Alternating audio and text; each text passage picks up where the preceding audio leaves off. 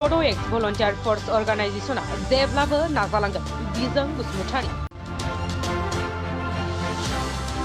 आलादा बड'लेण्ड सोरजिनांगौनि थाखाय गासै बर' रायजो राजाफोरखौ हेफाजाब होनो खावलायदों अल बड' एक्स भलन्टियार फर्स अर्गानाइजेशन आफादा।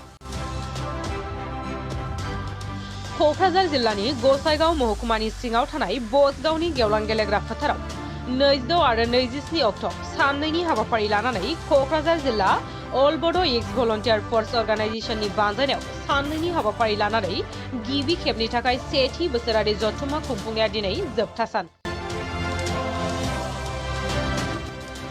बेनिनो दिनै जोबथा सानाव हाबाफारि बायदियै फुंनि समाव आफादनि फिरफिला बिरहोनाय, बड'फा उपेन्द्रनाथ ब्रह्मनि मुसुखायाव बिबार बावनाय, मुंख्लंफोरनो बिबार बावनाय आरो बिमा माहारिनि गेजेराव गिबिसिनै बड'लेण्ड सोरजि दावहायाव गावनि बेसेन गोसा जिउखौ बावनांनाय मुंख्लं गायदे आरो हेलेना बसुमतारीनि मुंख्लं खाम्फायाव बिबार बावनाय आरो मुंख्लं नखरफोरखौ मान बावनाय बायदि हाबाफारिया जानानै थाङो। लोगोसे मुंख्लं नखरनि सोद्रोमा गायदेनि फिसाज्ला फनिन बसुमतारी बिथां आरो हेलेनानि बिबाजै प्रनजा बसुमतारी बिथांमोना मुंख्लं गायदे बसुमतारी आरो हेलेना बसुमतारीखौ जे अल बड' एक्स भलन्टियार फर्स अर्गानाइजेशना गोसोखांदों आरो मान बावदों बेनि थाखाय गोजोननाय मोन्दों आरो अल बड' एक्स भलन्टियार फर्स अर्गानाइजेशननिसिम गोजोननाय फोरमायदों। लोगोसे बे हाबाफारियावनो क'क्राझार जिल्ला अल बड' एक्स भलन्टियार फर्स अर्गानाइजेशननि लेङाइ आफादगिरि बिजों बसुमतारी बिथाङा खौरांगिरिनि सिगाङाव गासै बर' रायजो राजाफोरखौ बड'लेण्ड रायजो सोरजिनांगौनि थांखिजों सोमावसारनायाव हेफाजाब होनो थाखाय खावलायो आरो जेब्लासिमहालागै आलादा बड'लेण्ड रायजोआ सोरजिजाया अब्लासिमहालागै अल बड' एक्स भलन्टियार फर्स अर्गानाइजेशना सोमावसारगोन होननानै बुंथियो। गिबियावनो क'क्राझार जिल्ला अल बड' एक्स भलन्टियार फर्स बिथांमोननिफ्राय निउस चेनेल बिथांमोननिसिम साबायखर बावहरनाय जाहैबाय। जोंनि बुंनो लुगैनाय आसल उद्देश्यआनो जाहैबाय जोङो 1987 मायथाइयावनो बड'फा उपेन्द्रनाथ ब्रह्मनि दानायावनो गेरेमसा बर' हारि दानाय बड'लेण्ड सोरजिनायनि थाखाय जोंखौ दानानै होदोंमोन। बे दानानै होनायनिफ्रायनो जोङो नारा नाथात बड'लेण्डनि थाखाय सोमावसारबोदों। बे सोमावसारबोनायावनो जोंहा गोबां जोंनि बर' फिसाफोर मुंख्लं जादों, जिनाहारि जादों। बेनि गेजेरावनो दिनै नैबे जोंहा गायदे बसुमतारी आरो हेलेना बसुमतारी बिथांमोनहाबो मुंख्लं जादों।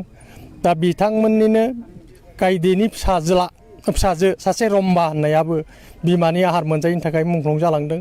जों दा बे बिथांमोननि मुंख्लं खाम्फाखौनो जोङो बेवहाय दिनै सराइबिलाव 26-27 थारिखआव जोङो मोनसे बोसोरिखिया जोंनि एनुवेल कनफारेन्स खुंनायजों लोगोसे बिथांमोनखौ मान बावनो होननानै जों दिनै बिथांमोननि बे मुंख्लं खाम्फायाव जोङो हाबाफारि लादों आरो हाबाफारि लानानै जों बिथांमोननि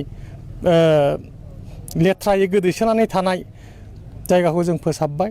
बेवहाय जेबो रावबो उल्था पाल्टा सिन्था खालामनाङा। जोङो बिथांमोनखौ अराय गोसोखांगोन, गोसोखांलांबाय थागोन आरो जेसेबांनाखि बड'लेण्ड सोमावसारनायाव मुंख्लं जालांदों जों एक्स भलन्टियार हिसाबै जोङो बिथांमोनखौ गोसोखांनायनि थाखाय जों लासैनो जानजि खाफ्रागासिनो दं।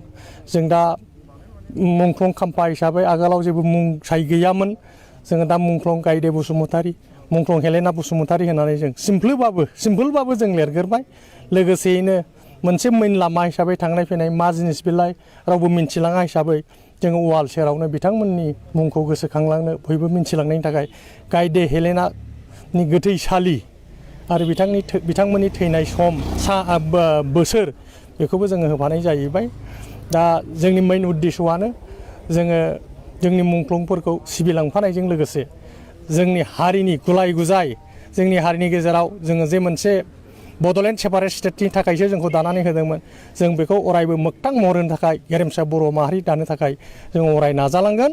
बे नाजालांनायाव जोंनि गासै बर' माहारि इन्टेलेक्सुवेल गामि बेंगिरिजों लोगोसे गासै जोंनि बर' हारिया जाहाथे जोंखौ मदद आरो हेफाजाब होगोन आरो जोंनि बे सेपारेट स्टेट रायजोखौ दाफुंनायाव जाहाथे दोलै नोगोरै जोंखौ हेफाजाब होयो बेखिनिखौ हांख्रायनानैनो आङो बयखौबो खावलायहरनाय जायो। गोजोन्थों।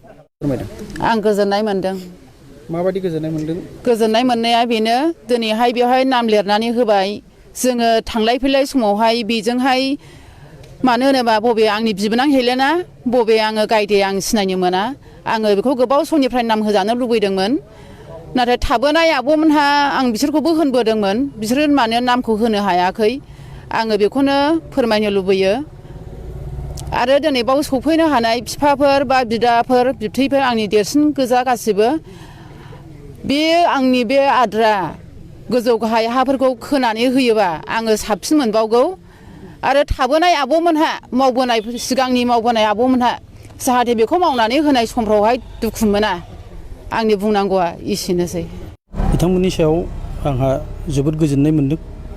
बिथांमोना जे गोसोखांदों, गोसोखांनानै जे बे जोंनि आइनि गायदे हेलेनानि माबाखौ माथि स्तम्भखौ जे फोसाबदों बेनिफ्राय जे नाम प्लेट लिरदों आंबो बुंबाय थादोंमोन बिसोरनि सिगाङाव, बिसोर मा खारनाव लिरनो हायाखै।